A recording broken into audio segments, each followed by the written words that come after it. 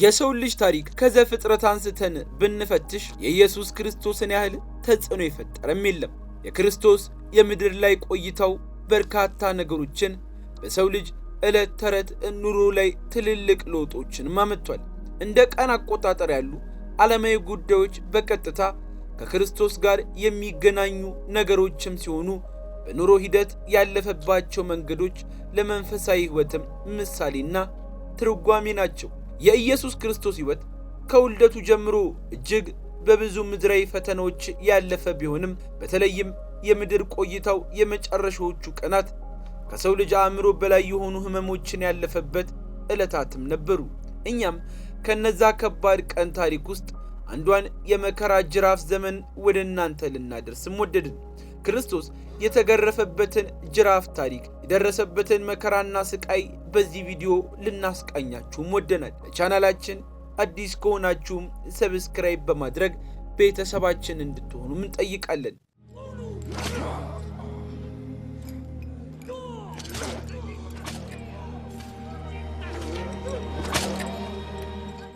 ጅራፍ ሲባል በአብዛኞቻችን የኢትዮጵያውያን ምናብ ውስጥ ብቅ የሚለው በደብረ ታቦር በዓል ላይ ሆያ ሆዬ ሲጨፈር የሚጮኸው አሊያም ደግሞ በከብት ጥበቃ ላይ የተሰማሩ ልጆች ከብት የሚያግዱበት ከመንጋ የተለየውን ወደ መንጋ ለመመለስ የሚጋረፉበትን የቃጫ ጅራፍ ነው አይደል? ዛሬ ግን የምናነሳው ጅራፍ ስያሜውን ብቻ የሚጋራ የሰው ልጅ የክፋት ጥጉ የቱን ያህል እንደሆነ ማሳያም ነው። ይህ ጅራፍ በብረት በተከሰከሰ አጥንት እንደዚሁም በቆዳ የተሰራ ከመሆኑም በላይ አንድ ጊዜ ወይንም ሁለት ጊዜ የሰው አካል ላይ ቢያርፍ የሞትን ሰዓት የሚያስናፍቅም ነው። ታዲያ የሰው ልጅ የዚህን አይነት ጅራፍ ለምን ዓላማ ሰራው የሚል ጥያቄ በብዙዎቻችን አይምሮ ብቅም ሊል ይችላል። የዚህ አይነት ጅራፍ መቼና እንዴት ተሰራ የሚለው በትክክል ባይታወቅም የሮማውያን ወታደሮች ወንጀለኞችን ለመቅጣት ጅራፍን ይጠቀሙ እንደነበር ታሪክ ያነሳል። የተለመዱት መግረፊያዎች አጭር ጅራፍና በተወሰነ ርቀት የብረት ወይንም የአጥንት ቁርጥራጮች የታሰረባቸው ቁመታቸው የተለያዩ የሆኑ የቆዳ መቆንጠጫዎችም ነበሩ። የሚሰቀለው ሰው ልብሱ ይገፈፍ ቀጥ ያለ እንጨት ላይ ይታሰራል። ጀርባው፣ እግሩ፣ መቀመጫውም በደንብ ተደርጎም ይገረፍ ነበር። የግርፋቱን ዓላማ ሰውየውን ለሞት ትንሽ እስኪ ቀረው ድረስ ማድከምም ነው። የሮም ወታደሮች በሙሉ ኃይላቸው የሰውን ጀርባ በሚመቱበት ሰዓት የብረት ቁርጥራጮቹ ሰውነት ላይ ጥልቅ ቁስል እንዲፈጠርም ያደርጋሉ። አጥንቶቹም ቆዳውን በስተው በመጥለቅ ከባድ ጉዳትንም ያደርሳሉ። ይህ እንደ ሹሩባ ከተገመደ ቆዳ የተሰራና ጫፉ ላይ የብረት ኳሶች የተንጠለጠለበት ጅራፍ ሰውነትን በመታም ጊዜ እነዚህ ብረቶች ከባድ እብጠት እንዲፈጠርም ያደርጋሉ። ጅራፉ ስል የሆኑ የአጥንት ቁርጥራጮችንም ስለያዘ እነዚህም ስጋን ክፉኛ ይቆራርጡታል። ጀርባንም ከመጠን በላይም ይተለትሉታል። የተገራፊው ሰው ስጋ ላይ ከደረሰበትም በኃይል ስለሚቆራርጡት የጀርባ ከርካሪው ሊታይ እስከሚችልም ይደርሳል።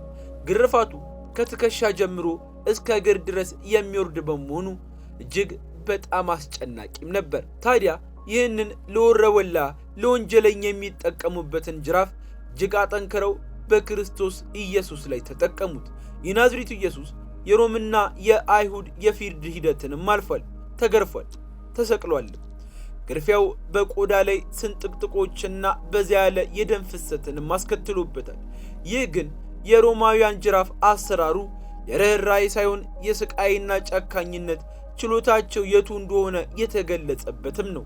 አለንጋው በጅራፉ ላይ ካሉ እያንዳንዱ የቆዳ ማሰሪያ ጫፍ ላይ ጥቂት ኢንች የታሰሩ የብረት ኳሶች ያሏቸውም ሲሆን አንዳንድ ጊዜ ደግሞ ስለታም የበጋ አጥንቶች ጫፉ አጠገብ ይታሰራሉ። የብረት ኳሶቹ ጥልቅ የሆነ ሰንበር የሚያስከትሉ አንድ ጊዜ ያረፉ እንደሆነም ጠባሳቸው የሚቀር ናቸው። የቆዳ አለንጋ ደግሞ ቆዳን ይቆርጣል። የበጎች አጥንት ቆዳን የመቁረጥ ሂደቱንም ያፋጥነዋል። ከጥቂት ግርፋት በኋላ ቆዳው ተቆርጦ ጡንቶቹን መቁረጥ እንደጀምሩ የሚያደርግ ለክፋት የተሄደው ርቀትን የሚያሳይም ሲሆን በዚህ እንዲያበቃ ያላደረጉት መስቀልን አሸከመው በህመም ላይ ተጨማሪ ማንም በምንም የማይችለውን መከራ ደርሰዋል። በዚያ ጊዜም ያ ጅራፍ ግን አልቆመም። የሮም ግርፋት ላይ ጥናቱን ያደረገ አንድ ሐኪም እንደተናገረው ግርፋቱ በቀጠለ ጊዜ የሥጋው ቁስለት፣ የቆዳው መቀደድ እየሰፋ እስከ አጥንት ጡንቻዎቹ ደርሶ የተተለተለውና የሚደማ ሥጋ እንቅጥቃጤ እንዲፈጠር ሊያደርገው ይችላል። ስሙ አዎሳቢዮስ የተባለ የሦስተኛው ክፍለ ዘመን የታሪክ ሰው ግርፋቱን እንዲህ ሲልም ይገልጸዋል። የተሰቃዩ ደም ስሮች እርቃናቸውን ቀሩ፣ የተጎጂው አጥንቶች ሁሉ ጅማቶችን በግልጽ ታዩ። ከእንዲህ አይነት ግርፋት የተነሳ ብዙ ሰዎች ለመስቀል ሳይደርሱም ይሞታሉ። ተገራፊው ከፍተኛ የሆነ ሕመም የሚያጋጥመውም ሲሆን ወደ ሃይፖቮሎሚክ ሾክም ያደርሰዋል ሲል ዶክተሩም እንደዚሁም በጊዜው የነበሩ ዶክተሮች በጉዳዩ ላይ ያጠኑት ሰዎችም ይናገራሉ። ሃይፖ ማለት ዝቅተኛ፣ ቮል ማለት ደግሞ ቮሊዩም ወይንም ይዞታ መጠንን የሚያመላክት ሲሆን ሚክ ማለት ደግሞ ደም ማለትም ነው። ስለዚህ ሃይፖቮሎሚክ ሾክ ማለት ሰውየው ከፍተኛ የሆነ የደም መጠንን በማጣቱ ምክንያት የሚደርስበት ስቃይና ህመም ነው ሲሉ ሐኪሞቹም ያብራራሉ። ይህም 4 ነገሮችንም ያደርጋል። መጀመሪያ የሌለውን ደም ለመርጨት ሲል የልብ ምቱ በጣም ይጨምራል። ከዛም ደግሞ የደም ግፊቱ ዝቅተኛ መሆን ወደ መዝለፍለፍና ራሱን ወደ መሳትም ያደርሷል። ሶስተኛው ኩላሊት በሰውነት የተቀረውን የፈሳሽ መጠን ሚዛናዊ ለማድረግ ወደ ውጪ የምታስወግደው ምንም ነገርም አይኖርም። አራተኛው ሰውነት ያጣውን የደም መጠን ለመተካት ስለሚፈልግ ውሃ ጥምን ያስከትላል። ለዚህም ነው ጌታችን ውሃ ጠማኝ ያለው። ግርፋቱ ልብ ወደ ሰውነቱ ክፍሎች ደም መርጨት እንዳይችል ድካም እንዲሰማውም አድርጎታል። የስቅለቱ ቦታ ላይ ሲደርስ እጆቹ ተቸንክረዋል። እንጨቱን ካቆሙ በኋላ ደግሞ እግሩንም ቸንክረውታል። የስቅለት ዋነኛው ዓላማ ትክክለኛ አተነፋፈስን መከልከልም ሲሆን በዚህም ምክንያት ኢየሱስ በትንፋሽ እጥረትና በደም ፍሰት ሊሞት ችሏል ይላሉ። ሮማውያን በክርስቶስ የሚሰነዘሩት የግርፋት ብዛት ላይ ምንም ገደብ አልነበራቸውም። ኢየሱስም የተገረፈው በሮም ወታደሮች እጅ እንጂ በአይሁዶች እጅ አልነበረም። ስለዚህም ከቁጥጥር በላይ የሆነ ግርፋትን ተቀብሏል ተብሎም ይታመናል። በጅራፍ ሲገረፍም ሰውነቱ በቀጥታም ተከፍሏል። ደሙም በኃይል እጅጉን ፈሷል። ያን ጊዜ ጅራፉ በክርስቶስ ላይ ባረፈ ቁጥር እነዚያ የቆዳ ቁርጥራጮች የላይኛውን ደረት ስጋን ይዘው የሚቦጭቁም ነበሩ። ከዚህ ቀደም ብሎ በሌሎች ወንጀለኞች ላይ ከዚህ ጅራፍ ለማምለጥም ግርፋቱ እንዲያበቃ ምህረትን ይለምናሉ። በጊዜው በመላው የሮማውያን ዓለም በጣም ከሚፈሩትና ገዳይ መሳሪያዎች አንዱ በሆነው ይህ ጅራፍ እንደሆነም ይታሰባል። አንድ ግለሰብ እንዲገረፍ ውሳኔ በሚሰጥበት ጊዜ በመጀመሪያ ተጎጂው አካል ሙሉ በሙሉ ራቁቱን እንዲሆን ይደረጋል። ይህ ደግሞ ገላው ለጅራፍ ድብደባ ተጋላጭ እንዲሆን ከመፈለግም ነው። ሊገርፏቸው ሲሉም ወንጀለኞቹ ራሳቸውን እንዳይከላከሉ እንዲሁም እንዳይቀሳቀሱ 2 ጫማ ከፍታ ያለው የግርፋት ቋሚ ድንጋይ ምሰሶ ላይ ያኖሯቸዋል።